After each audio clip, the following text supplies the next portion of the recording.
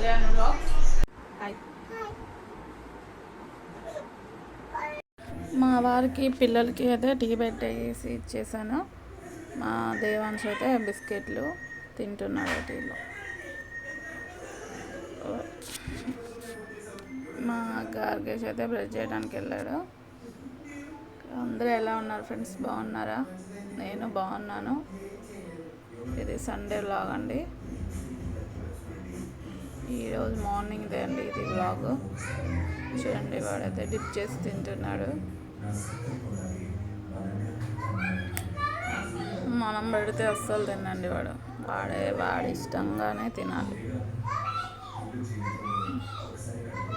వాడికి నచ్చిందే వాడు చేస్తాడు. మనం ఏం చెప్పినా చేయడం మా దేవాంశ్ అయితే.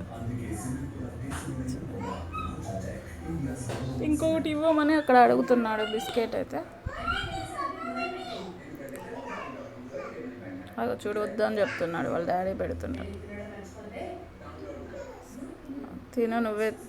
నువ్వు తిను అని చెప్తున్నాడు. అక్కడ చూడండి, మా బాబు దాక్కున్నాడు. దేవాంశ్ ఎక్కడ అంటే వాడు నవ్వుతున్నాడు.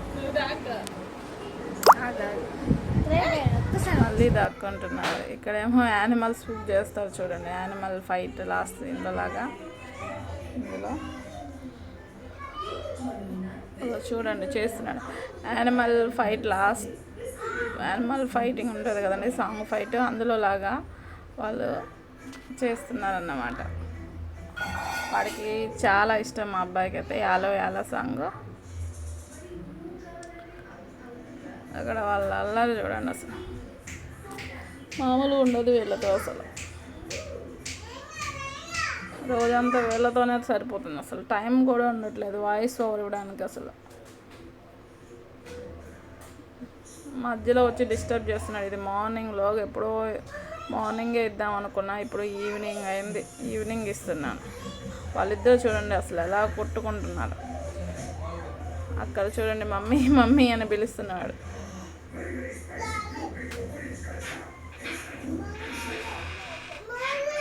తో వీళ్ళ అల్లరైతే ఎండ్ అయిపోతుందండి. ఈరోజు సండే కదా, మా వారైతే చికెన్ తీసుకొచ్చారు. ఇక నేను చికెన్ ప్రిపేర్ చేద్దామని అనుకుంటున్నాను.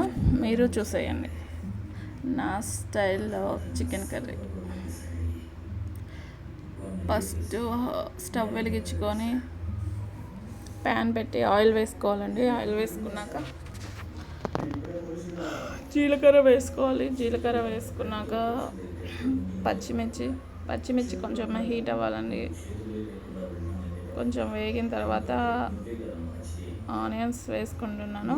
ఆనియన్స్ కూడా కొంచెం హీట్ అవ్వడానికి టైం పడుతుంది కదా.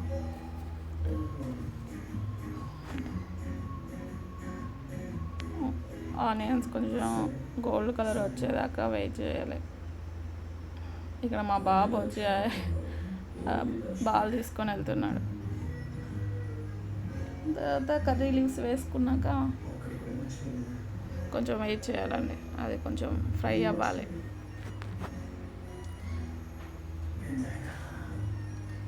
ఇంతకంటే ముందే నేను చికెన్లో మసాలాలు యాడ్ చేసుకున్నాను. అల్లం, ఉప్పు, కారం, పసుపు ఇవన్నీ వేసేసి మ్యారినేట్ చేసుకోవాలండి. అలా చేసుకున్నాక ఒక హాఫ్ అన్ అవర్ వెయిట్ చేయాలి. హాఫ్ అన్ అవర్ వెయిట్ చేశాకనే తర్వాత వంట స్టార్ట్ చేసుకోవాలి. కానీ నేను ఆ క్లిప్ అనేది మిస్ అయింది. సరే, మ్యారినేట్ చేసుకున్న చికెన్ అయితే ఇప్పుడు ప్యాన్లో వేసేసుకున్నాం.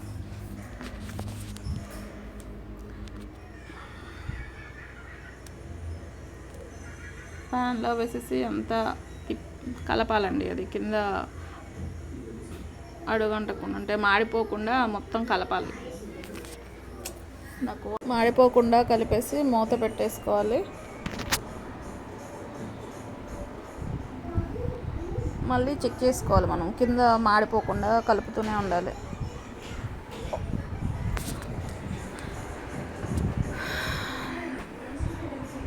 మనం ఎక్కువ హై ఫ్లేమ్లో కూడా పెట్టకూడదండి, సిమ్లోనే పెట్టుకోవాలి. సిమ్లో పెట్టుకొని మాత్రమే కర్రీ చేసుకోవాలి, లేకపోతే కింద మాడిపోతుంది.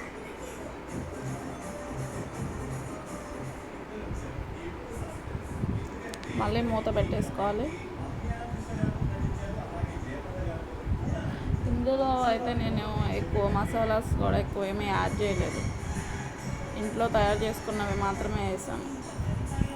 చిన్నపిల్లలు ఉన్నారు కదా, ఎక్కువ కారం కూడా మరీ ఎక్కువ వేయలేదు. మేము ఎక్కువ మసాలాలు కూడా ఎక్కువ యాడ్ చేయమండి. సింపుల్గా అయితే కొన్ని గ్రేవీ కోసం కదా అని నేను కొంచెం వాటర్ మాత్రమే యాడ్ చేసుకున్నాను. చాలామంది పులుసు పెట్టుకుంటారు కదా, వాటికైతే ఎక్కువ వాటర్ పోసుకోవాలి. నేను గ్రేవీ చేద్దాం అనుకున్నాను కాబట్టి తక్కువ వాటర్ వేసాను. కింద మాడిపోకుండా కలుపుతూనే ఉండాలి. కలిపేశాక మూత పెట్టేసుకోవాలి. తర్వాత గ్రేవీ అంతా దగ్గర పడిందండి. గ్రేవీ అంతా దగ్గర పడ్డాక మనం మళ్ళీ కొంచెం మూత పెట్టేసుకొని ఇంకొంచెం దగ్గర పడ్డాక మసాలాలు అయితే యాడ్ చేసేసుకోవాలి. ఇప్పుడు నేనైతే చికెన్ మసాలా మనం ఇంట్లో తయారు చేసుకుంటాం కదా, దాల్చిన చెక్క, యాలకులు, లవంగాలు, మిరియాలు, ధనియాలు ఇవన్నీ యాడ్ చేసుకొని పౌడర్ పట్టుకోవాలండి. ఆ పౌడర్ ఇప్పుడు వేసాను నేను.